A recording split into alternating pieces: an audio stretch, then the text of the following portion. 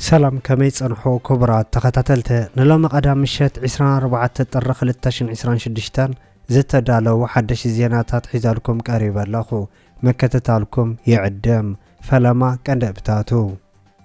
ናብ ኢትዮጵያ ዝገሽ ዘሎ ምክትል ሚኒስትር ወጻኢ ጉዳይ አሜሪካ ምስ ቀዳም ሰር ኢትዮጵያ አብይ አህመድ ኣብ ዞባዊ ጉዳያት ክዛተ ከም ዝኾነ ከም ዝተገለጸን ሎም ቀዳም ሰር ኢትዮጵያ አብይ አህመድ ናብ ኤርትራ ዘነጻጸረ ዝሐለፈ መጠንቀቕታ ዝምልከተን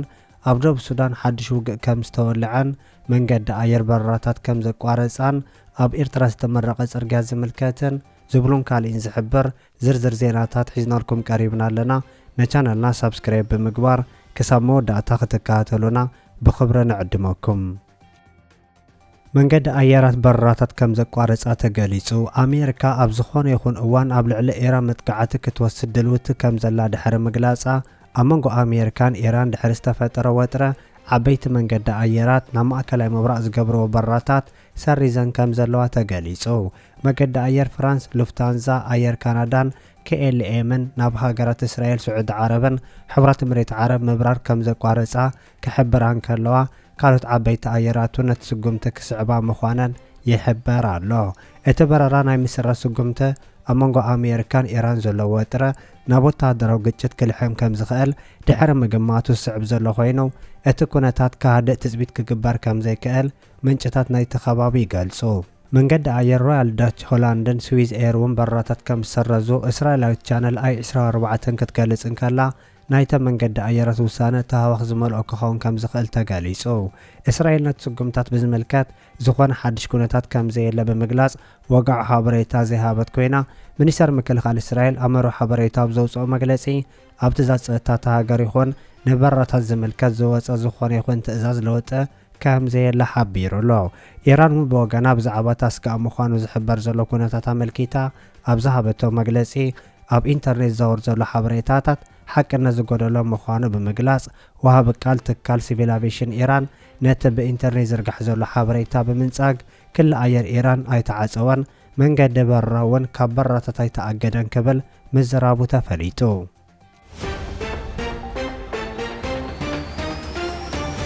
ኣብ ኤርትራ ጽርግያ ከም ዝተመረቐ ተገሊጹ ኣብኑ ዞባ ዱባርዋ ንሓልሓለ ምስ እምኒ ጸለምን ኣቡነ ብፁዕ ኣምላክን ዘራኸብ ሓድሽ ጽርግያ ብ20 ጥሪ ከም ዝተመረቐ ተሓቢሩ እቲ ጽርግያ ብፕሮጀክት ዓዲ ሃሎ ብተሳትፎ ነበርተ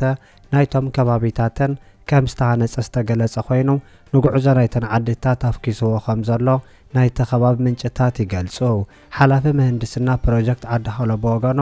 እቲ ብሓይሊ ደጋፍ ማሽነሪ ዝተሃነጸ ጽርግያ ኣካል ናይቲ ኣብ ርሑቕ ከባቢታት ናይቲ ሃገር ማሕበራዊ ድሕነት ንምርግጋጽ ዝካየድ ዘሎ ቀጻሊ ጻዕሪ ምዃኑ ገሊጹ ኣሎ ኮሚቴ ልምዓት እምኒ ጸለም ኣብ ኣፈጻጽማቲ ፕሮጀክት ዘበርከቶ ኣበርክቶ ብምንኣድ ቀጻልነቱ ንምርግጋጽ ስሩዕ ምክትታል ክግበር ምጽውዑ እውን ተገሊጹ ኣባላት ሽማግሌታት እምኒ ጸሊምን ወከልቲ ዓድታት ዓዲ ህዝባይን ዓዲ ንኩዕን ነቲ ብፕሮጀክት ዓዲ ሓሎ ዝተኻየደ ጽፉፍ ስራሕ ብምንኣድ ኣብ ተመሳሳሊ መጻኢ ፕሮጀክት ልምዓት ተሳትፎ ንምሕያል ዘለዎም እምነት መግላጾምን ሃገራዊ ሚድያ ይሕብር እምኒ ጸሊም ኣብ ከተማ ዱባርዋ ንደቡባዊ ምዕራብ ኣስታት 8 ኪሎ ሜትር ርሕቓ ትርከብ ኮይና ልዕሊ 1800 ነበርቲ ዝነብሩላ ምዃኑ እውን ተገሊጹ ኣሎ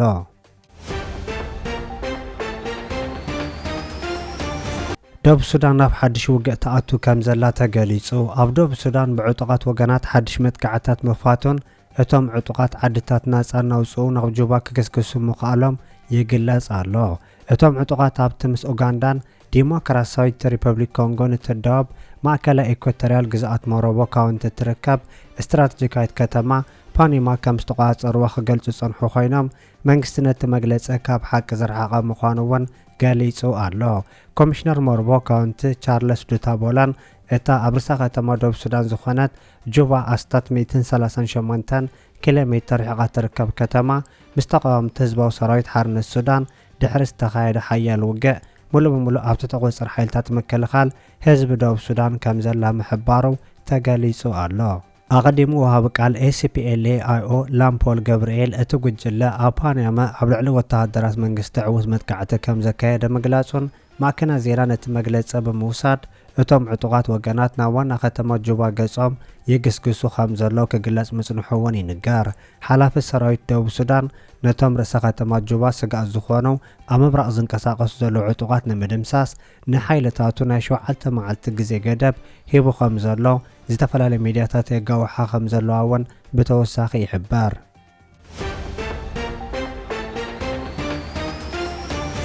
ላዕለዋይ በዓል ስልጣን ኣሜሪካ ምስ ቀዳማይ ሚኒስትር ኢትዮጵያ አብይ አሕመድ ብዛዕባ ዞባዊ ሰላምን ድሕነትን ክዛተ ከም ዝኾነ ተገሊጹ። ምክትል ሚኒስትር ወጻኢ ጉዳይ ኣሜሪካ ክሪስቶፈር ላንዶወን ኣዛዚ ኮማንድ ኣፍሪቃ ኣሜሪካ ጀነራል ዳግቢን ኣንደርሰን ምስ ቀዳማይ ሚኒስትር አብይ አሕመድ ዞባዊ ጉዳያት ሰላምን ድሕነትን ንምዝታይ ናብ ኢትዮጵያ ክገሹ ከም ዝኾኑ ተገሊጹ። እቲ ምክትል ሚኒስትር ወጻኢ ጉዳይ ኣሜሪካ ብዘይካ ናብ ኢትዮጵያ ናብ ግብፂ፣ ኬንያን ጅቡትን ከም ዝገይሽ ተገለጸ ኮይኑ ብመሰረት ሚኒስትር ወጻኢ ጉዳይ ኣሜሪካ ብዓርበ ዘውፅኦ ሓበሬታ እትን 8 መዓልታት ጸንሑ ዑደቱ ሎሚ ቀዳም 16 ጥረ ከጅምር ኢሉ ምክትል ወሃቢ ቃል እቲ ቤት ጽሕፈት ቶም ፔጎ ዘውፅኦ መግለጺ ዝመጽእ ሰሙን ሰንበት 24 ጥረ ከም ዝዛዘም ዝገለጸ ኮይኑ ክሪስቶፈር ኣብ ኤክስ ገጹ ኣብ ጽሓፎ ጽሑፍ ናብ ግብፂ፣ ኢትዮጵያን ኬንያን ጅቡትን ናይ መጀመርታ መገሽኡ ከም ዝኾነ ጠቒሱ። እቲ ምክትል ሚኒስትር ወጻኢ ጉዳይ ቤት ጽሕፈቱ ኣብተን 4 ሃገራት ኣብ ዝገብሮ ዑደት ቀዳምነታት ፕሬዝዳንት ኣሜሪካ ዶናልድ ትራምፕ ከስፈፍሕ ምዃኑ ዝገለጸ ኮይኑ እቶም ተዘርዚሮም ዘለዉ ቀዳምነታት ንግዲ ሚዛን መሃብ፣ ምቹው ናይ ንግዲ ሃዋህው ምርግጋጽ፣ ሰላምን ድሕነትን ምድንፋዕ እዮም። ብመሰረት ቤት ጽሕፈት ምክትል ሚኒስትር ክሪስቶፈር ንፈለማ እዋን ናብ ግብፂ መገሻ ይገብር ከም ዘሎን ፕሬዝዳንት ኣሜሪካ ዶናልድ ትራምፕ ንጉዳይ ሩባ ኣባይ ብዝምልከት ኣብ መንጎ ግብፅን ኢትዮጵያን ክሽምግል ድሌቱ ኣብ ዝገለጸሉ ዘሎ እዋን እዩ ናይ ክሪስቶፈር ናብ ካይሮ ጉዕዞ ተጀሚሩ ዘሎ። ትራምፕ ድሌቱ ኣብ ዝሓለፈ ሰሙን ናብ ፕሬዝዳንት ግብፂ ዓብዱልፈታሕ አልሲሲ ኣብ ጽሓፎ ደብዳቤ ዝገለጸ ኮይኑ ክልቲኦም ፕሬዝዳንታት ኣብ ሰሙን ኣብ ዶባ ስዊዘርላንድ ኣብ ዝተኻየደ መድረኽ ቁጠባ ዓለም ተራኺቦም ብዛዕባ እቲ ጉዳይ ከም ተዛተዩ እውን ይዝከር። ብመሰረት ጸብጻብ ሚኒስትር ወጻኢ ጉዳይ ክሪስቶፈር ድሕሪ ግብፂ ምስ ኣዛዚ ኣሜሪካ ብኣፍሪቃ ጀነራል ዳግ ኣንደርሰን ክጓዓዝ ከም ዝኾነ ዝተገለጸ ኮይኑ እቲ ምክትል ሚኒስትር ኣብ ኢትዮጵያ ኣብ ዝገብሮ ጉዕዞ ምስ ቀዳማይ ሚኒስትር ኢትዮጵያ አብይ አሕመድን ካልኦት ሰብ ስልጣን ክራኸብ እዩ። እቲ ቤት ጽሕፈት ኣብ ዝሃቦ ሓበሬታ ቀዳማይ ሚኒስትር ኢትዮጵያ አብይ አሕመድ ሓዊሱ ምስ ሰብ ስልጣን ኢትዮጵያ ኣብ ዞባዊ ጉዳያት ሰላምን ጸጥታን ክዝትዩ ኢሉ።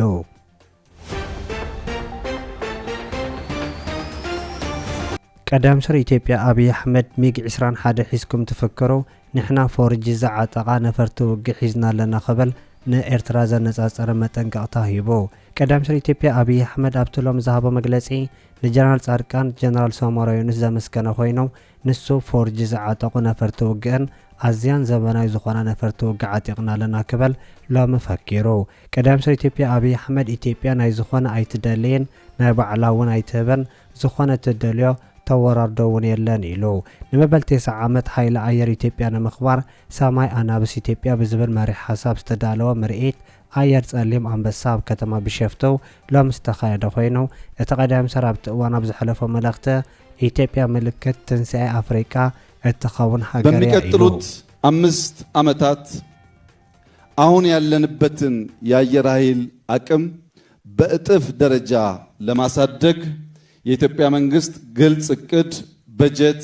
እና ምንጭ ለይቶ ከዋና ዋና አምራቾች ጋር በትብብር ስራ የጀመረ ሲሆን ዛሬ የአራተኛውን ትውልድ የመዋጋት ብቃት የገነባው አየር ኃይላችን በ2030 ወደ 5ኛው ትውልድ የሚሸጋገር በቁጥርም ከተዋጊ አንጻር አሁን ያለው በእጥፍ ቁጥር የምናሳድግ ይሆናል። በአየር ኃይል መብቃት ማሳደግ የሚያስፈልግበት ዋናው ምክንያት በስጋና በአጥንት ድል ማስመዝገብ ያደረ የቀረ ስርዓት ስለሆነ በቶክስ አቅም፣ በፕሪሲሽን፣ በቴክኖሎጂ ብዙ ምሽጎች ማፍረስና ውጊያን ማሳጠር ታሳቢ ያደረገ አቅጣጫ እንከተላለን። እያንዳንዱ ኢትዮጵያዊ ውድ ስለሆነ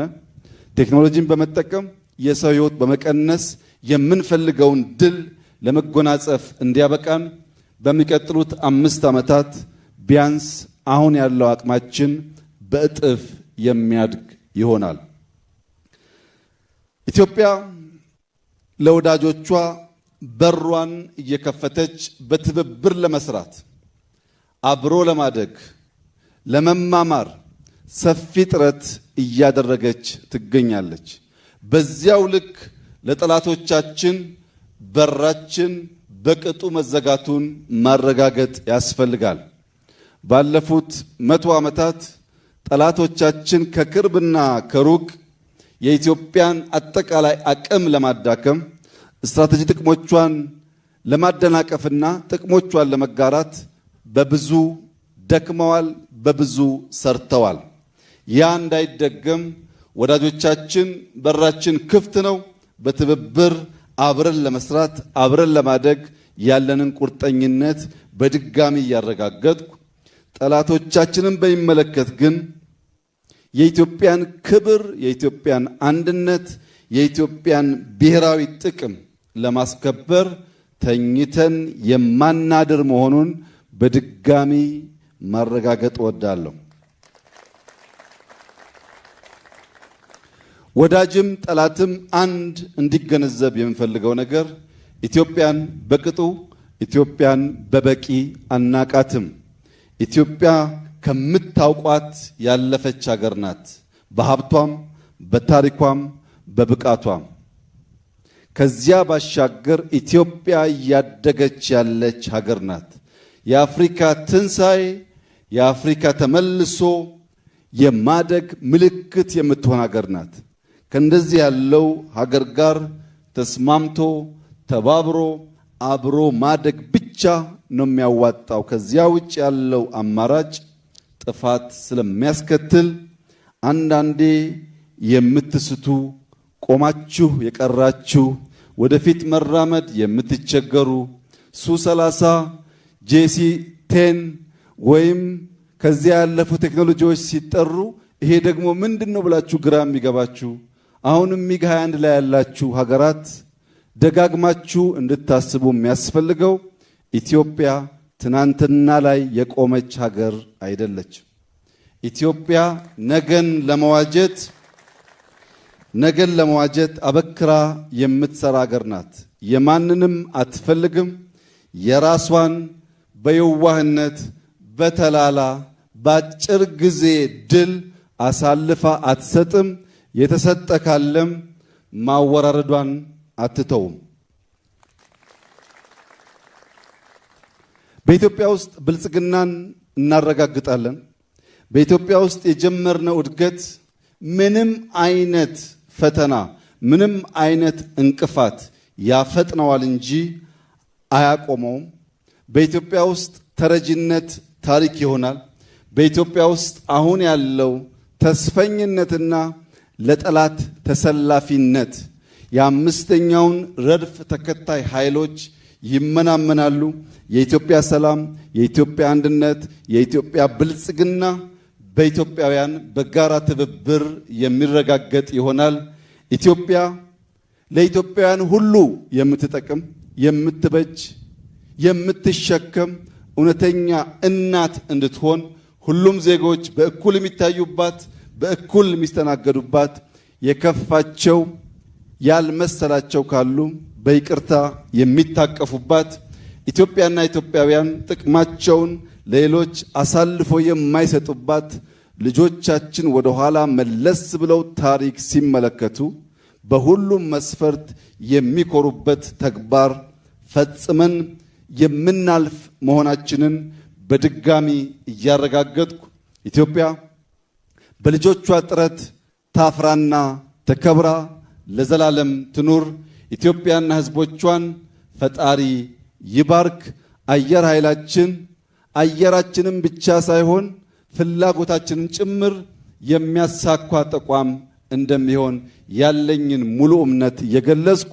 በአየር ኃይል የምትንቀሳቀሱ ጀግኖች በሙሉ በተሰማራችሁበት መስክ ካለ ማቋረጥ በመትጋት የኢትዮጵያን ስትራቴጂክ ፍላጎትና ብሔራዊ ጥቅም የማረጋገጥ ስራ